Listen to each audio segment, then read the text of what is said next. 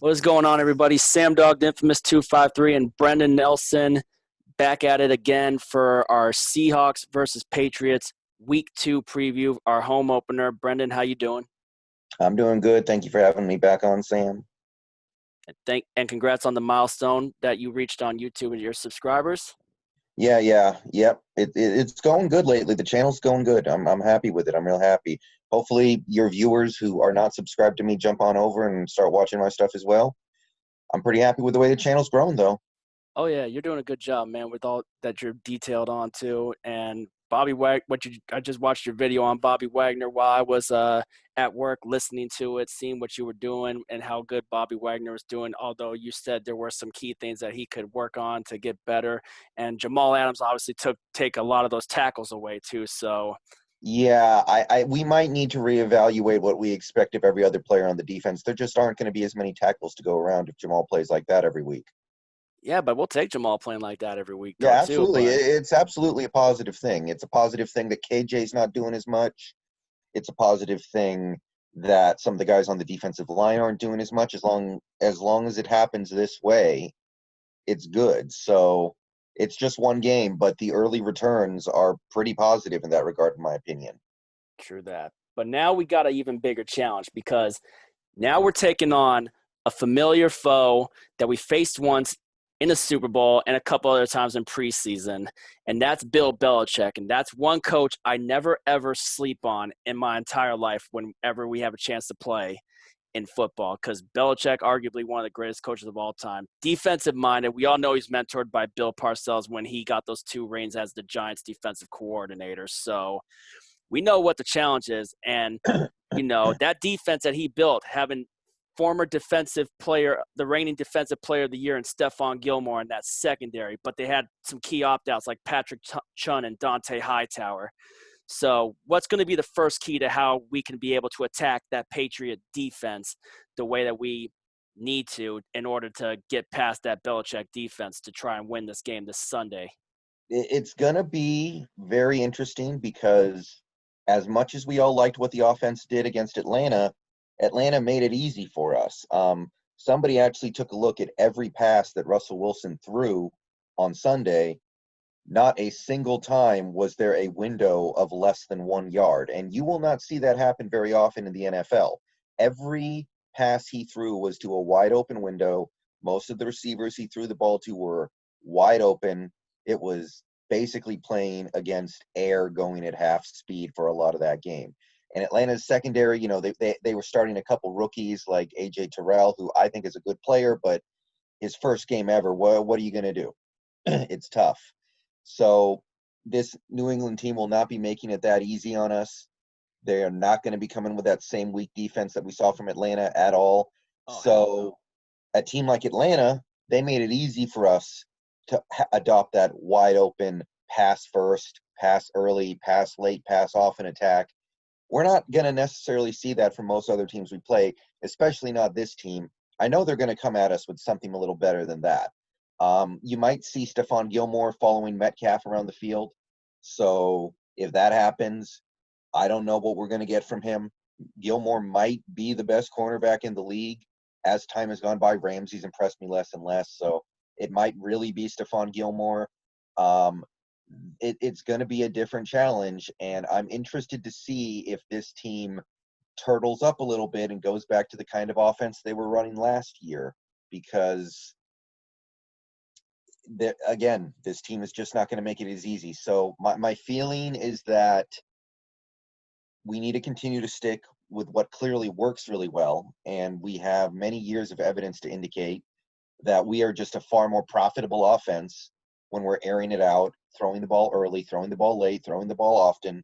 So I look for us to continue to do that, but it's not going to be as easy as it was last week. So I would like to see us utilize our tight ends a lot, because New England's linebackers, to me, are a little suspect and a little slow.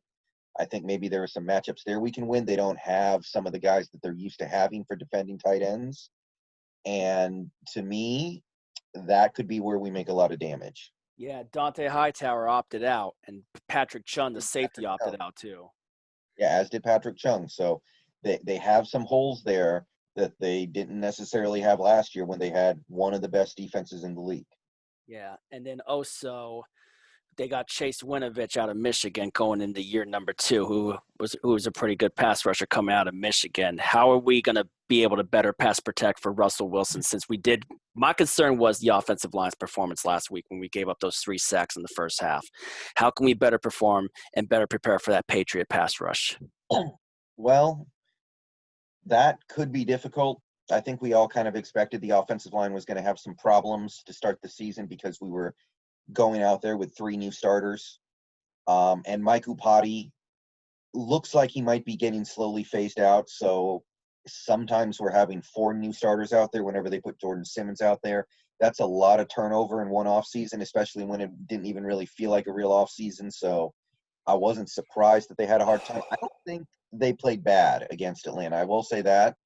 Like they had problems, but they were good enough to allow the offense to put up a lot of points. And the offense, it's very hard for your offensive line to play bad and your offense to still score 38 points. So to me, there are some problems. Brandon Shell in particular, I thought played really bad.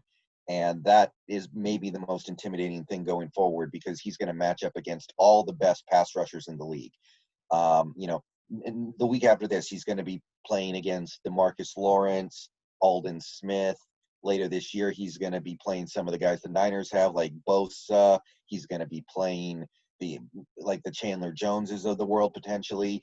So that's a big, big red flag for me. Damian Lewis, he's a rookie. It's going to be a process with him. I think that the offensive line, other than the Brandon Shell thing, I think it's headed in the right direction. I feel like we can handle this Patriots pass rush, which I don't think is as fearsome as it's been in years past. But ultimately, it's on the game plan to give Russell Wilson short, quick passes like we saw against Atlanta. We saw a lot of passes where the Atlanta pass rush doesn't even have the opportunity to affect the play. The ball is out quick. The ball is out for, yards after the catch plays. The ball, we didn't throw a shot down the field until the 4th down to Metcalf, really. Right. It was all short stuff. It was all quick passing, kind of like what we saw against Pittsburgh last year. So I'm looking for us to continue that this week. And the offensive line can kind of do whatever it wants to do, and we'll find a way. I think we'll also find a way to capitalize on the screen passes again, like we did on the first 2 to Chris Carson on the first 2 touchdowns last week, because I feel like screen passes with our running backs were really paying off big dividends here too. But how much of a difference would it make against a Belichick ran defense? I mean, it's probably not going to be as effective. Again, Atlanta's defense looks like it might be one of the worst units in the league, or at least right now it is. Some of those guys are going to gain experience, like A.J. Terrell is a good example of that. But that Atlanta defense really just didn't have much of anything. Now we've got the Atlanta defensive coordinator, Raheem Morris, admitting that he wasn't really prepared to play against Russell Wilson. He was focused on stopping Chris Carson, which is very curious if you know anything about this team. But, yeah, obviously things are not going to come as easy, but I like the screen game in general. The screen game is another way to have a low-risk play. It's like a handoff, but it has more big play potential. Carroll, the reason why this team likes to run the ball so much in previous years, part of the reason is it's low risk. You're not going to turn the ball over. You're not going to have a 15-yard sack that kills the drive. Screen passes do the same thing, but there's a little more explosiveness there. Chris Carson might get hit less. He's not going to get hit as often if you're throwing him the ball on screen passes. So I think that should become an important key part of this offense going forward. And I don't really care who we're playing. I want to see more of that going forward because we have not been a good screen team since really Russell Wilson got here. So if that can change, that's big. Now we got to get to the next key. A familiar photo. We've been familiar ever since Russell Wilson first came in the league. We didn't really start playing him until his rookie year. Cam Newton. Going to have to shut down Cam Newton. Is this the perfect week to, unleash Jamal Adams on Cam Newton and put some big hits on him if he's not able to, because obviously we got to shut down the receivers. Like we are familiar with Julian Edelman. We know about N'Keal Harry, and those are basically the only two weapons that we basically know mostly with the Patriots. I don't even know any of the other receivers except for those two names. But how much do you think we unleash Jamal Adams on Cam Newton, even if Cam tries to run? I think that Jamal Adams and Bobby Wagner are going to be the two best defensive players we have, and they're going to be the two most important players we have in this game, because this Patriots offense, I watched a little bit of their game against the Dolphins. This Patriots offense right now looks pretty simple. There's not much to it. Every play I saw was either Cam Newton taking off on a run or him lobbing it over the middle to Julian Edelman for like a 15-yard gain. Obviously, it's not that simple, but I saw a lot of plays that were just basically that kind of thing. Miami had limited success stopping it. Obviously, Miami's a team with somewhat shorter aspirations than us, especially on defense. So I would expect us to be able to put a stop to that if the game goes on and we end up facing a similar looking offense. True. I don't think that much of their receivers. I don't think that much of a lot of things on that offense in terms of their skill position players. The only concern I have as of right now with our defense against their offense, well, okay, there are two pieces there. One is if we do not have a defensive lineman that can command a consistent double team from the Patriots offensive line, then they're going to have a numbers advantage, because a big chunk of their running game is Cam Newton taking off. And if Cam Newton is taking off, that means they have a big numbers advantage that you don't have on normal running plays. When Atlanta runs the ball, they don't have that numbers advantage. When most teams in the league run the ball on their designed running plays, they are down one player because the quarterback takes himself out of the play. But if we can't get some sort of impact with our defensive line in terms of at least drawing a double team, they're going to have the numbers edge, and Cam's going to be able to get behind his blocks. Wagner's going to get blocked out of the play. KJ Wright's going to get blocked out of the play, and that's when bad things start happening. And hence, it's kind of like when we talked about with our keys last year when we did the keys to that Baltimore game with trying to shut down Lamar Jackson on the gap containment. This might be a gap containment heavy game if we are going to try to have to stop Cam Newton from running. We're going to have to try to contain his gaps and try to at least, limit the damage that he could do with his feet, or try to force him out to the side, like out of bounds and whatnot. If he's able to get a little running room in there, it's just flushing him out to the side. But we got to get a lot of pressure on this. I mean, Benson Mayowa, he was looking like he was the best, other than Jamal Adams on the blitz, he got the only other sack in the Atlanta game. How much would you expect to see Benson Mayowa possibly have another big day like he had in Atlanta? Could we possibly have Mayowa have another big day like he did? Well, I don't really think so. One reason why Benson Mayowa was good in that Atlanta game, and one reason why he had such a big impact, was Atlanta threw the ball on 57 meaningful plays. Atlanta had the most pass-happy attack that you will probably see from any Seahawks opponent this year. We will probably not play another team that throws the ball more than 55 times in a game. This Patriots team, the way they're built and the way they played on Sunday, might throw the ball 20 times. There's just not going to be the same pass rush opportunities. There's not going to be the same window for the pass rushers to pin their ears back and know what's coming. That's why I feel like, this is going to be the case in a lot of games. But if we can get ahead early and get a double-digit lead going into the third quarter and be in a position where New England feels some urgency to go score, we can force them into a pass-first offense, which is not playing to their strengths and would allow our pass rushers to maybe do a little damage. People like Benson Mayowa is a good example. But realistically, this New England offense is looking to control the game, keep things in front of them, and run the ball a lot. So that, to me, is not a Benson Mayowa type of situation. To me, this is a situation where I'm looking at Jerron Reed, Poona Ford, LJ Collier, those guys need to play well in this game, because I am sure New England is going to be running the ball quite a bit on Sunday. Sony Michel, James White, Rex Burkhead. Those are the three backs. We got to I think mostly it's now Sony Michel. We got to try to work our way to try to shut him down, because we know Michel can do some damage if he's given good lanes to run through or good holes. And then and Cam Newton, don't forget that. Cam Newton will probably take off and run at least 10 times on Sunday, unless they fall way behind and put them in pass situations. And Yep. it's just probably not going to be the kind of game where the pass rush gets a chance to go off. And what I'm worried about in this game is if the game is low scoring, if the Seahawks offense isn't producing, then we can get worn down in the trenches because we don't have a lot of defensive tackle depth right now. And with Rasheem Green possibly missing this game now, as they're saying, Damn. we don't have a lot of defensive end depth either. So we can run out of bodies on that defensive line, and they can just keep pounding the ball at us. And by the fourth quarter, if this game is still close or if the Patriots have even a small lead, it's just going to be tough. It's going to be tough to get off the field. It's going to be tough to get the possessions. That's the one thing in this game that concerns me, just getting worn out. Yeah, we can't afford that. But we need Green to play. We need our freaking defense to just – we got to at least produce pressure. Reed, this is one of these games, like you said, we got to expect Reed and Puna – try to have Reed and Puna Ford try to produce big stops in the run game, especially if Cam tries to run too. Like, we got to get major pressure in the backfield and try to get tackles for loss. We need to get a lot more tackles for loss. And that's where I also was mentioning where Jamal Adams' play can get in, because he was having a few tackles for loss, especially with the way he was hitting Todd Gurley in the backfield in that Atlanta game. Right. And I expect Jamal Adams to continue to do the kind of stuff that he was doing.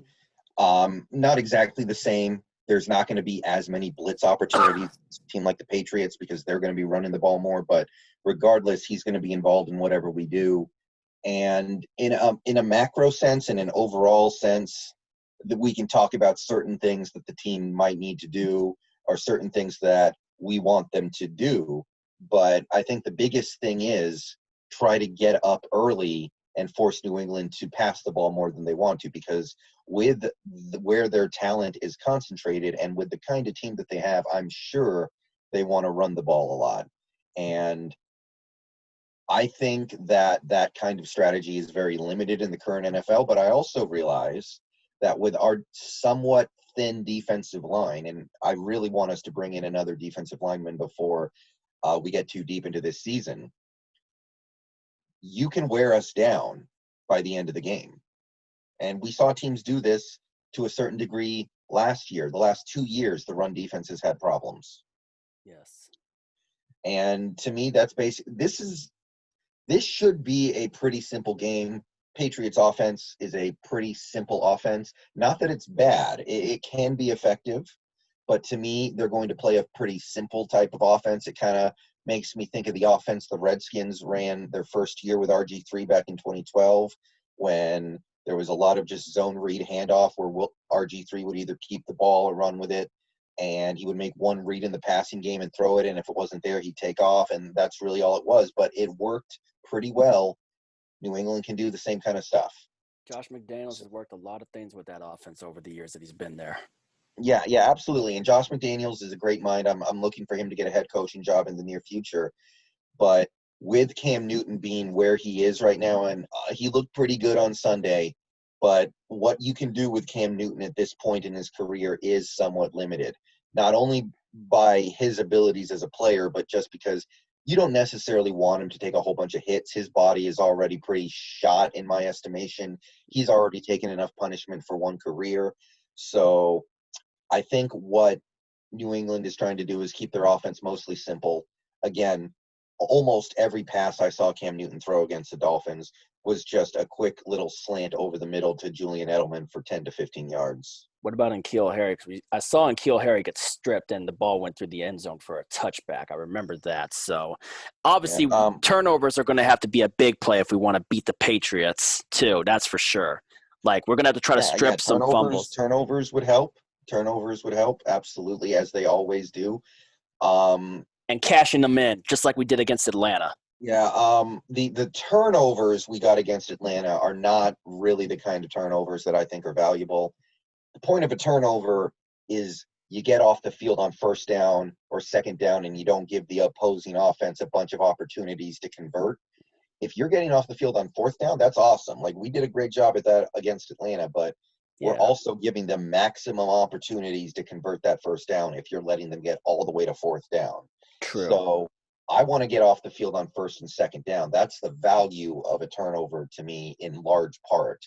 So I And to, imagine that we're going to have some opportunities to get some turnovers, if but we force them in passing situations, like you mentioned, if we get it up a double digit lead, if we're up a double digit lead and we force them into that, that's the time to get it with Quandre Diggs and maybe Quentin Dunbar if he's able to have a better game than what he did last time. I mean, he should have right. had an interception in that game too. And then also Jamal Adams, if he can produce a pick six or so too, to, try to at least give us a little bit more breathing room on that. Yeah, yeah. Turnovers are a difficult thing to predict. They come in spurts. They're not very predictable. You never know when the turnovers are really going to come. A lot of the time, the turnovers are dependent on the other team making mistakes. You need the other team to throw a bad pass. You need the other team to have bad ball security. You need the other team to make a mistake. And with the way the Patriots are playing football right now, it's a very simple and straightforward kind of offense. One of the benefits of that might be there isn't a lot of room to make mistakes. Things are just very, very basic and simple. They work on that basic and simple level. So I don't know what we can expect in that regard, but all I know is that the best way to force some turnovers in this game in particular would be get ahead, force New England to put their receivers on the field because that's a clear weakness for them right now, Yeah. and go from there. Yeah. And Because I think that's really, really the ball game right there. Yeah, because in my mind, from when I've seen it from, I don't think N'Keal Harry is really paying the bills for the Patriots, and man, with the way he's trying to cash in and whatnot too. I mean, obviously, I still cannot believe the Patriots traded with us last year. I mean, in the 2019 year, for us to get DK Metcalf, when basically DK Metcalf sat in the Patriots' lap twice, and then the second time they traded that pick to us, and we just swooped them. Hmm. Right, right. And go ahead, go ahead. Okay, yeah, yeah. I mean, a lot of teams passed on Metcalf. I kind of understand why he didn't have college production. He was injury prone, and I get that. But the Mohamed Sanu trade now looks like a real, real humiliating loss on the part of the Patriots front office. That's a curious one. They thought so little of him, they didn't even trade him. They just said, "Fooey on you, get out of here." And Sanu just signed with the 49ers because of Kyle Shanahan. Right, right. And we'll talk about that when it's time to talk about it. But Right. I get that. I get that. But yeah, basically, the let Russ cook mantra needs to continue, and we got to make sure, like whatever we get wide open opportunities, we got to take every shot at them. Which means Tyler Lockett is really going to have to try to get wide open. DK Metcalf, depending on how hard Stephon Gilmore's covering him, and maybe, if Freddie Swain can get a little bit more action and get open like he did when we were able to set up the field goal with Jason Myers, let him get in on some of the action. And I don't even know if Philip Dorsett's going to be ready this week. If we get Philip Dorsett out there, that would be huge too, But we'll just have mm, to see out what happens during the weekend, who's going to be ready to go. yeah. Yeah, we're going to learn something this weekend. We're going to play a real defense. That Atlanta defense was not ready to play. They did not play well at all. They did not scheme well. We're going to learn something this week. But I think in terms of talking about this game and what we need to do and what we should look for, I think that's really all I can say. So I feel good about this game. I think we are going to win it. I feel pretty good, but I can see the paths to where this game gets away from us at the same time. Yeah, which we cannot let those opportunities for New England. We cannot let them get those opportunities, and we just got to be sure we just play our game and just play it to the way that we need to be able to win. And that's just cashing in on every opportunity we got, trying to shut down Cam, get some pressure on him, shut down his running, shut down Michelle and White and Burkhead if they get their opportunities. And then, of course, shutting down Edelman and N'Keal Harry and the passing game if we force them into those passing situations, if we can make them desperate. And then Mhm. the tight end coverage too, for sure. So is that basically all our keys we got? Yeah, that's all I have. All right, 347. I know you got some things going at 4 p.m. Make sure you guys also go sub up Brendon Nelson, man. Keep on supporting him. And if you're new to my channel, make sure you sub me up, ring the bell for notifications. Definitely trying to, get back on this grind, and just try to just grind those numbers up and give you the best content that we can give you, that I can give you and that Brendon can give you too. And next preview coming up whenever we're ready for when we take on Dallas. But for now, we just got to take care of our business at New England and just try to get win number 2 in our home opener. Brendon, thank you once again for coming on and doing this, man. Mhm. All right. And remember, you ain't with it, you ain't infamous. And as always, go Seahawks. All right. How was that? How was that, man? No, that was Oh, good. wait. That was good. All right, hold on. Let me just stop the recording. Oh shoot, I forgot to hit stop recording.